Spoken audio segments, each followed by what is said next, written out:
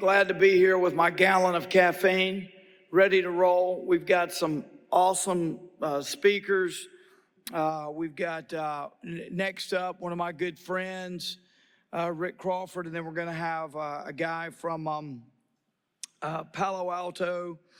And we've just got I think we've got a lot of practical information today in terms of resources, and I think they're going to dig deeply into who you can call when you need something. But we're going to start out with my friend Rick Crawford. So we were elected together. He still has hair. And we were elected together in 2010, a long time ago, served in Congress together. And Rick has gone on to do great things. He's on a number of committees. He's worked on transportation and infrastructure, but relevant to today is all of his experience on the Intel Committee, the House Intelligence Committee. How long have you been on that committee, Rick? 8 years, long time. So he's gotten a lot of briefings, and he's going to return to some of the strategic discussion that we had yesterday in terms of who's trying to threaten us, why, who are the actors, what do they want, that sort of thing. And, you know, I think one of the takeaways to all this, after you hear all this strategic stuff, is this stuff's for real. It's not in the future. It's now. It's ongoing. And everybody's got to prepare themselves. So I want you to give a big round of applause to my good friend, Congressman Rick Crawford from the 1st Congressional District. Thank you, Rick, for being here with us.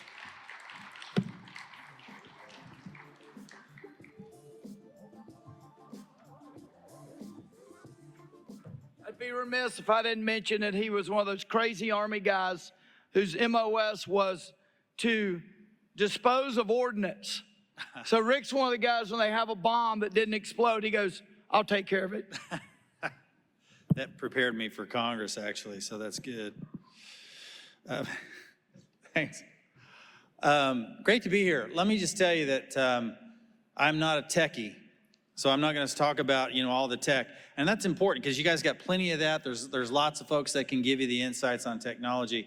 I want to talk about sort of the strategic perspective of our cyber posture and kind of give you a little bit of an insight from the Intelligence Committee on what we deal with on a day-to-day basis, kind of where we've been, where we're going, that kind of thing. But ultimately, because technology changes so fast, the tactical perspective on cyber changes just as quickly to meet that threat. But the strategic overarching perspective is something that we deal with on the Intelligence Committee. And just to give you a little more insight for those of you who don't know, there are about 18 intelligence community agencies. And the ones we think about the most, obviously, the CIA, the NSA, the FBI, and a few others. But every one of those 18 has some sort of nexus to or authority over cyber. We're all in this deal together. I don't care what agency you represent. I don't care what business. If you're here from a bank today, if you're an educator, if you're representing a hospital, if you're representing a utility, whether that be water, electricity, doesn't matter. Or if you're just here because you're a private citizen and you might have experienced a cyber attack on you personally. Everybody is affected by cyber. And we were talking about this earlier offline. This is not unlike the Cold War in that we were fighting in sort of a not a well-defined space, but we were both, us and our adversary were engaged, maybe not kinetically, but found ways to engage through proxies. That's a similar dynamic what we're seeing with cyber. Let me give you another analogy. As you know, a proliferation of cyber attacks continues, some big, some small. This is not unlike the phenomenon that we still continue to deal with in kidnap and ransom. And you might be scratching your head going, where are you going with kidnap and ransom? We're talking about cyber. I'll get there in just a sec. But the kidnap and ransom phenomenon is a growth industry for bad actors, and that is to say drug cartels possibly, or maybe terrorist organizations. For example, they'll identify a high value target, this is all about cash flow. They're trying to drive revenue so they can fund their illicit activities, right? So let's say it's a cartel that identifies a high value target, and they're gonna hold that individual for a $10 million ransom because this person's family's rich and they'll give us the $10 million.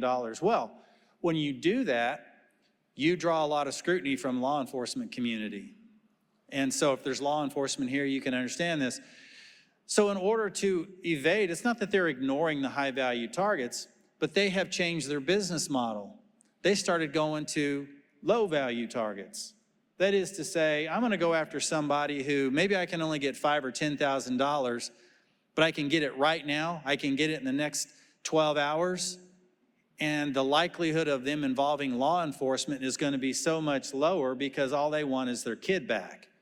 So if that means they gotta go load up a couple of credit cards to make a $10,000 ransom payment, that's what they'll do. And the net effect to that particular actor is they can do this multiple times, maybe in the course of a day, in the course of a week, and improve their operational cash flow.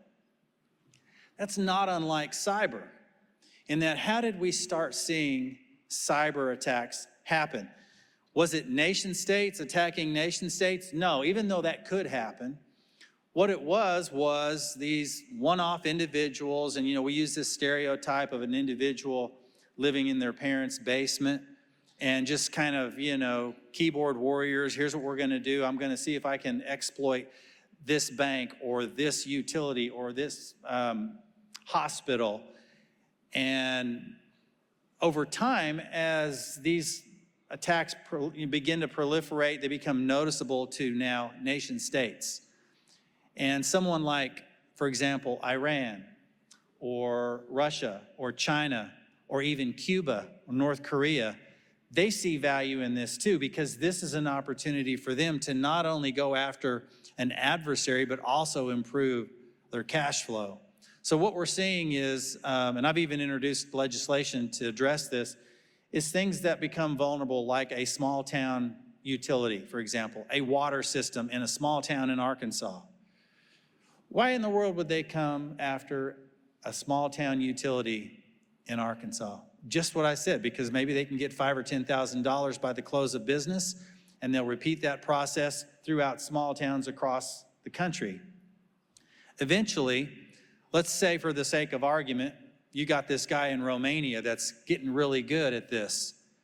And maybe some Russian intelligence officer becomes aware that there's a guy working out of his parents' house that's really good at this. And the guy gets so good that eventually he doesn't live in his parents' house anymore.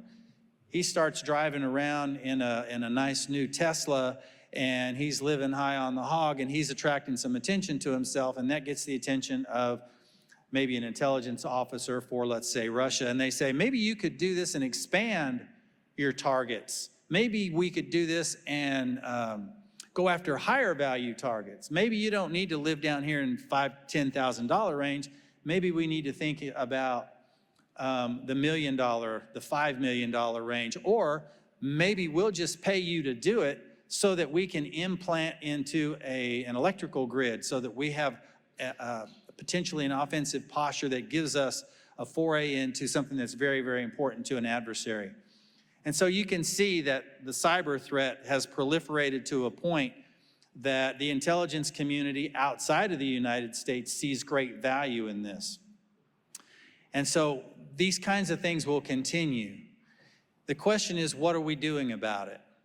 And so as you're hearing yesterday and today, I think it's important that we talked about these 18 elements of the intelligence community. What do we do to bring those intelligence agencies that particularly have authorities in cyberspace?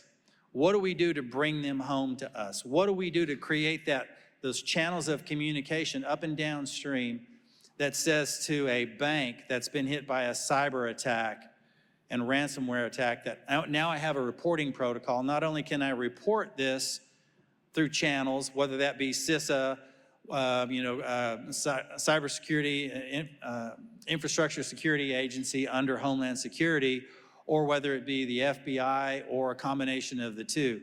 It's important to know for American people that we have the connective tissue between you at the grassroots level, at the business level, at the utility level, at the academic level. If you're, say, for example, I know I've seen a couple of folks here from academia, that you don't feel like you don't know who to call. And at the same time, those folks in those intelligence agencies need to know that they're communicating directly with folks and can convey what threats are out there immediately and have an immediate effect so that you can harden those targets more effectively. And in amongst all of that is the technology, the folks that are taking the tactical measures necessary to protect our critical infrastructure, our financial institutions, our academic institutions, our healthcare institutions, and private citizens. So it's a whole of government approach on how we address this. But it's also making sure that our adversaries know that we have capabilities. And right now, we're as good at cyber as anybody in the world, but we don't use it in illicit ways as a country. That's not something we do. We may have some bad cyber actors out there, on the dark web that are engaging in illicit activities, and of course the FBI is going to root them out, and we want to make sure that it gets back to the whole of government approach and how we engage the private sector and all those other things. But let's say, for example, an Iranian element was able to embed in our electrical grid. I'm just throwing this out as a hypothetical. It's not enough to engage in a countermeasure and call that offensive. That's a defensive posture, that's a reactive posture. It's an important thing that we respond with a countermeasure to prevent any kind of damage to that critical infrastructure asset. But we also have to demonstrate at some point in time a retaliatory capability. That's what kept us from nuclear war in the Cold War. We called it back then mutually assured destruction. It really prevented a nuclear launch on either side. We haven't demonstrated that on our side yet. It's not that we don't have the capability, but we haven't demonstrated our capability to the extent that a foreign adversary believes that we might actually do something. This is where the government in the legislative realm comes in. We have to understand, first off, that in the intelligence world, you've got to have a finding. Well, those findings exist as it applies to cyber. No question about it. So then we say, okay, well, we've got to give you some authorities. We've got to empower the IC, the intelligence community, to be able to take that retaliatory action, to be able to go on the offensive if and when it's necessary, if for no other reason, to demonstrate what capabilities we have. That's as much a deterrent as anything. And so this is the back and forth. This is the dance we're going to do in the cyber realm. This is the new Cold War space that will define probably the next generation as opposed to kinetic action. And let me tell you that the stakes are every bit as high as it applies to cyber as they were on the nuclear side during the Cold War. The capabilities that exist in technology through cyber delivery to cripple a nation economically and otherwise already exist in cyber. And so it's important that we shore this up, that we make sure that the government from a strategic perspective not only understands those threats, communicating those threats. It doesn't do us any good to hide those behind a curtain and say they're not there. We know they're there, you know they're there. Now the challenge becomes, how do we communicate it to the rest of the American people so that the American people play a more active role? You're going to hear about this term we talk about, cyber hygiene. You don't use password 123 as your password. You use a little more common sense. It's got to be more than that. Not only do you have to engage in that on your part, but you also have to know that if and when you do sustain an attack, that you know that the government is capable of responding appropriately and that you know who to call in that eventuality. So those are the things that we wrestle with from a legislative perspective. That's what we deal with almost daily on the Intelligence Committee, among other threats that are out there. But cyber is right at the top of the list of the issues that we're dealing with every day.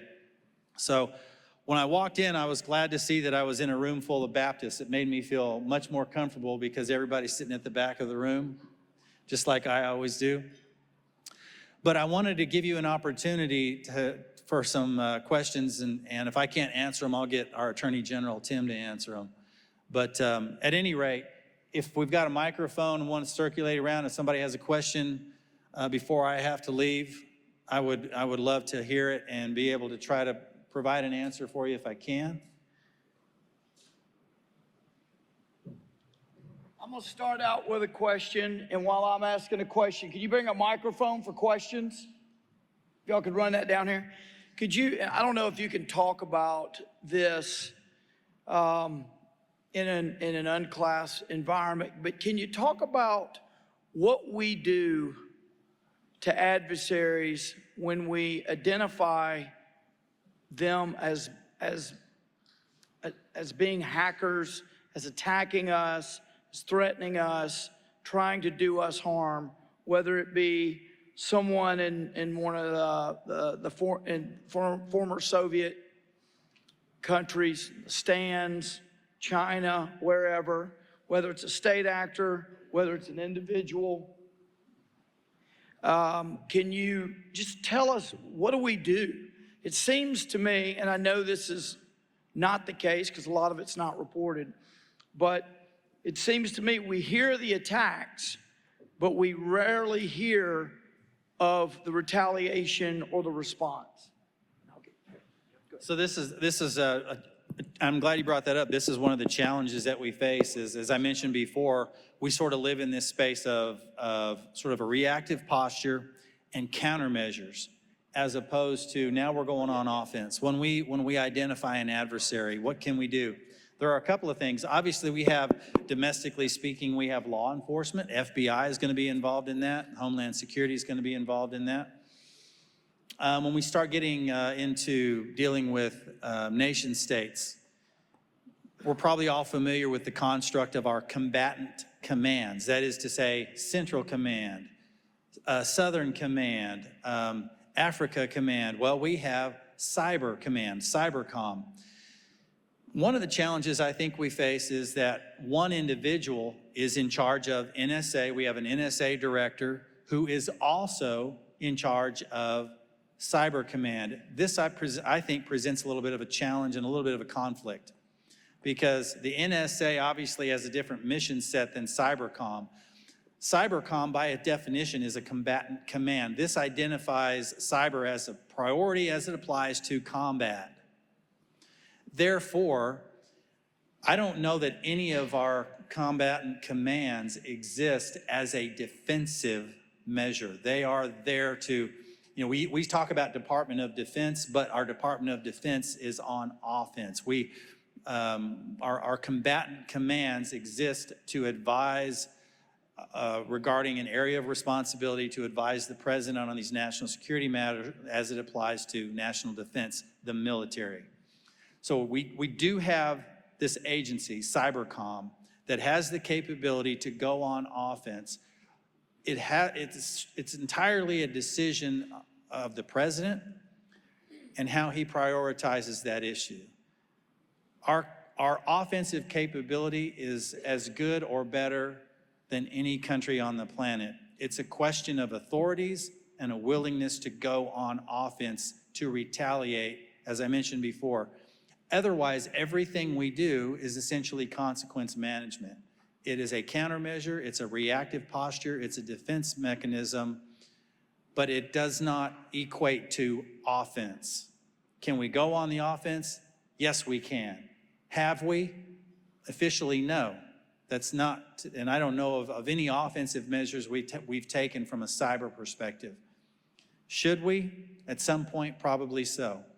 And we'll have to define that space and what those, where that would take place, but it would likely be not against a non-state proxy, but probably once we identify a state actor, and we know who the predominant state actors are in cyber, what are we gonna do about it?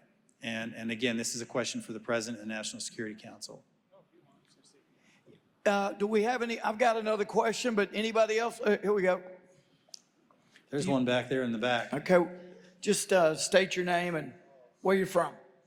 Oh, so I'm Aiden Sullivan from here in Little Rock, and I have a AI question. So with the speed AI is progressing, it appears the potential for abuse by bad actors will progress at the same pace. It appears the industry needs some potent regulations. What are the federal and state government plans for getting ahead of the potential catastrophic damage AI can cause if not controlled by regulations or some other means? Well, this is a conversation about AI as it applies to cybersecurity, and we could talk for hours about AI as it applies just to cybersecurity. But the bottom line is here, even folks that have developed AI technology have some concerns about the rapid proliferation and what that implies for cybersecurity offensively and defensively. The genie's out of the bottle. The question is now, how do we control it, or can we control it? And that's probably a question we're going to wrestle with for the next generation. There is the potential for AI to essentially act on its own with regard to cyber attacks, in which case it will be difficult for us to do anything other than some sort of reactive posture, as I've mentioned before.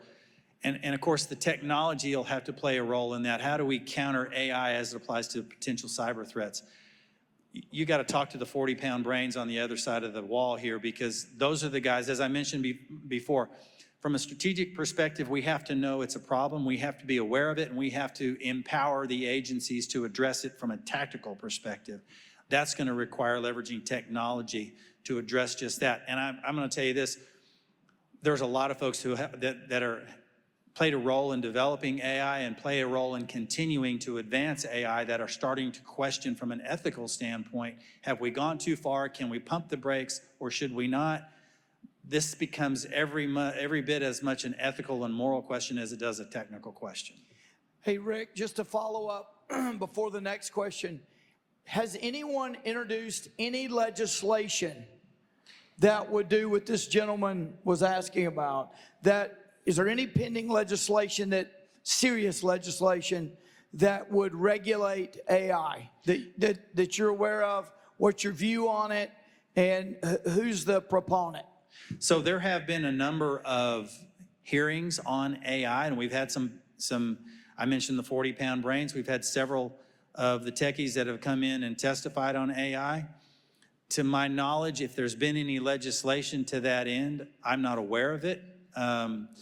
There are people across the spectrum of industry and interests that have varying opinions on AI and how it should be regulated. Some of the biggest names in technology, Elon Musk, as an example, and others, say, we got to get a handle on this before it has the potential to get out of hand. And so that's going to require some legislative action. But to your question, I don't know that there has been any legislation introduced. I think we're on the front end now, continuing to have hearings to address it. But as it stands, if there's any legislation out there, I'm not aware of it. Hello? Joey Anders, Arkadelphia. My question is, how do we monitor our adversaries that's building all our devices? China has been building our computers for years, and that's why we're introducing TPMs into the next generation of Microsoft Windows 11. We're trying to stop them from putting hidden codes in there to monitor our networks. We know that they hacked our cameras a few years ago and got in military institutions. Let me just tell you, you have touched on one of the most critical elements of national security that we can address, and that is the outsourcing of technology. We develop technology here, then we take it offshore to produce it at scale, and then we see that our adversaries, i.e. China specifically, can reverse engineer and use that not only to compete with us in the marketplace, but then potentially to seed our supply chain and have insights into our economy, into our electrical grid, into any number of things. And it's important that we start to recognize it's not just nice to have U.S. technology being U.S. based. It's essential from a national security perspective. I have some real concerns about the development of technology here in the United States and then we produce it at scale in countries that don't necessarily care for us. And in many cases, part of their ability to produce it cheaply is giving up intellectual property in order to be able to cheaply produce. So we essentially compromise our technology or give it away in a manner of speaking, and that makes us more and more vulnerable to things like cyber. There are other industries you could say the same thing, but it's particularly sensitive in cyberspace and technology like this. So AI, cyber, we develop the technology here, offshore the scale production, and then we become vulnerable to it. Very good question. If there's one thing that keeps me up at night, that would probably be it.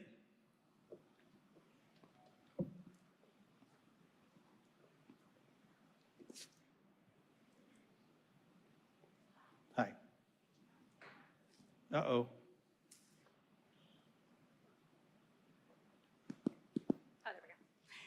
Hi there, I'm Tammy Eldridge. I'm with the City of Waldron. And my question is if we happen to get attacked, hopefully we don't ever, what is the very first thing we need to do to protect ourselves? So I think we've got to be more proactive on the defense side, but we also need to think about what do we do to incorporate redundancies in our critical infrastructure and our being able to, are we going to go back to analog? Are we going to start working, non-digitally in order to protect ourselves? We certainly need to have some sort of fail-safes that can't be hacked, that can't be accessed through cyber. But everything that we have become so dependent on all that kind of stuff that we probably have forgotten what it's like to live in an analog world and non-digital world where we might rely on something on paper. Even our paper stuff is in many cases digitally generated. So it's hard. That's a really, really important question that we wrestle with. What do we do if, when?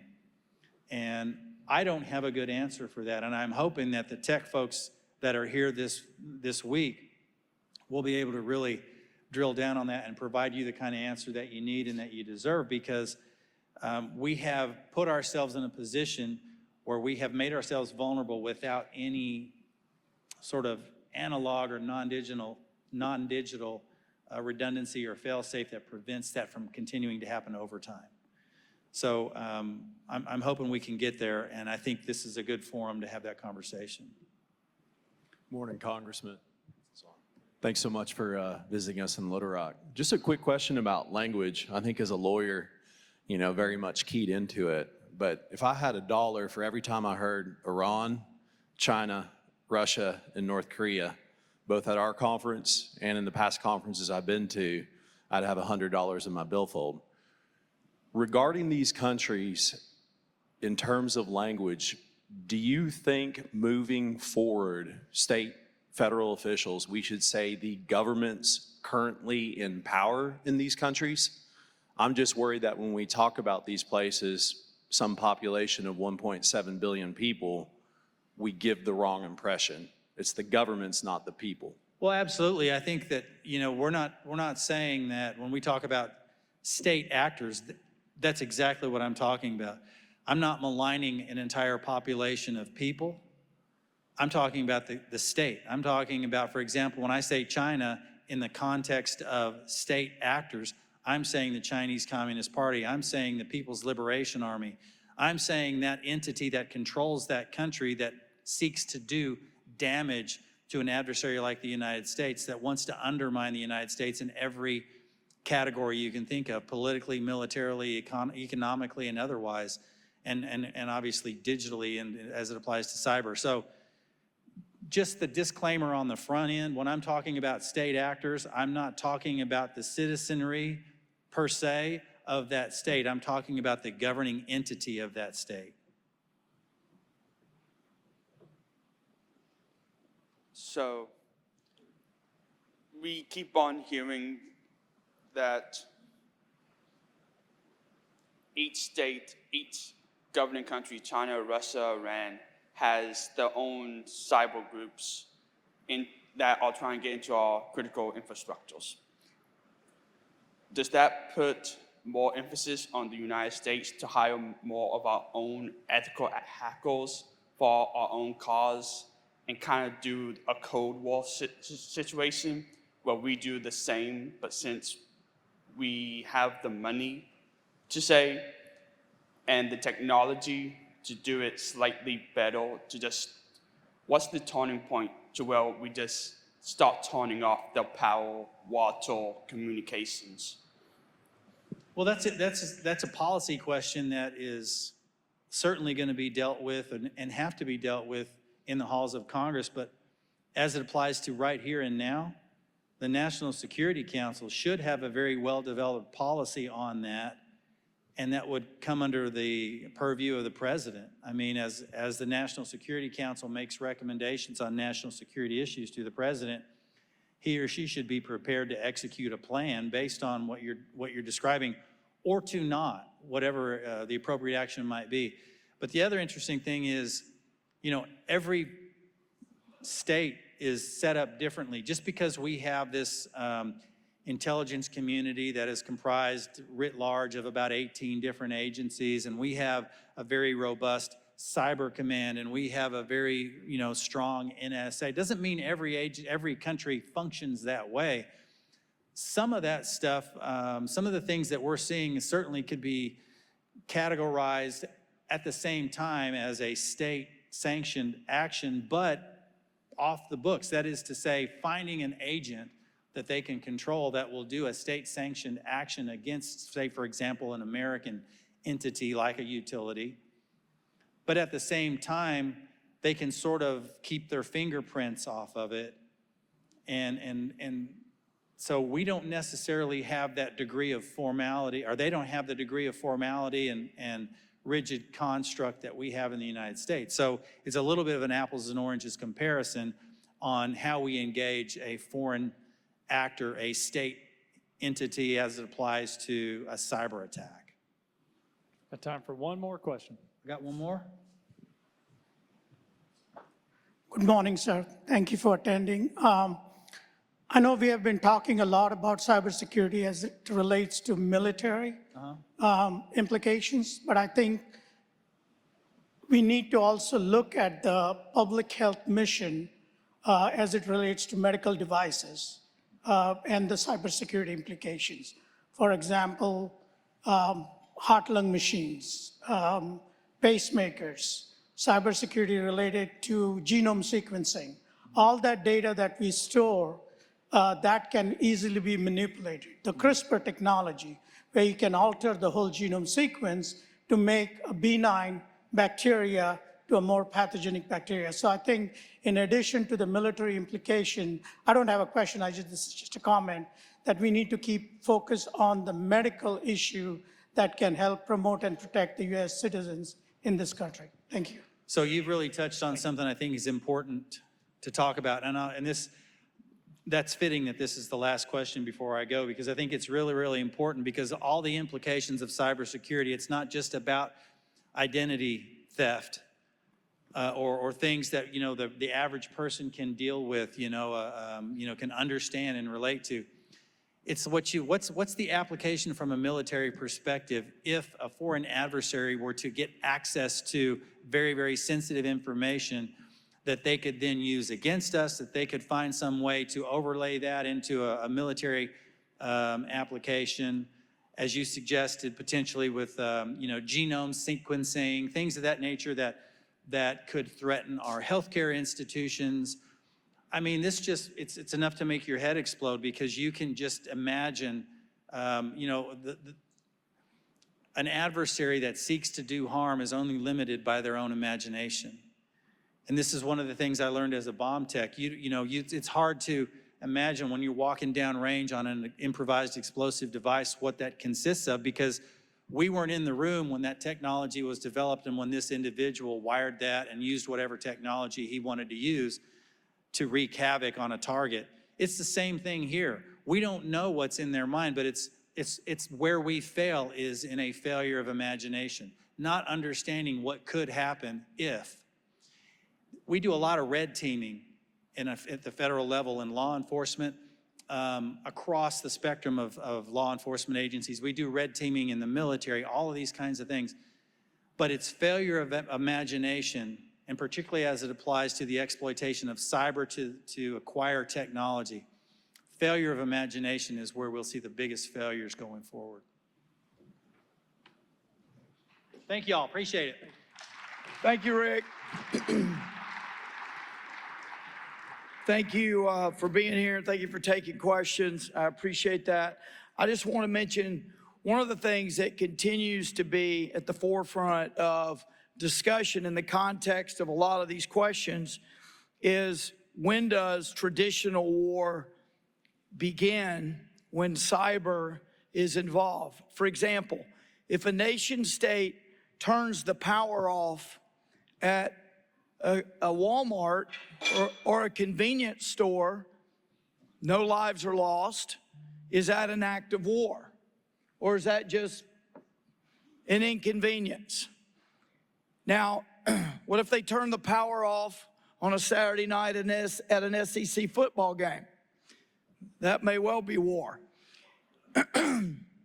But seriously, what if they do the same exact thing, turn the power off at a nursing home where maybe no one dies, but it's a problem and you can just keep going? What if they turn the power off at a hospital? Is that an act of war? When I was at the War College as a reserve officer, this is the discussion, part of the discussion we have. You can take the same exact cyber attack. When does it move from inconvenience, part of the traditional back and forth, sort of like spying, when does it become an act of war? And a lot of the discussion has to do with, well, it depends on the consequences. So you end up with a discussion of where the mere act of a cyber attack results in such mass deaths and such significant consequences that it becomes an act, a traditional act of war. And that is a really important discussion. What if you shut down the power at a dam, which then burst, which then floods a community? Is that an act of war? These are all hypotheticals, but you see that the exact same tactic can be very, very different depending on the consequences and what the target is. And there are no clear rules for this. It's an act of war when policymakers say it's an act of war. So there's a lot to think about there, a lot to discuss.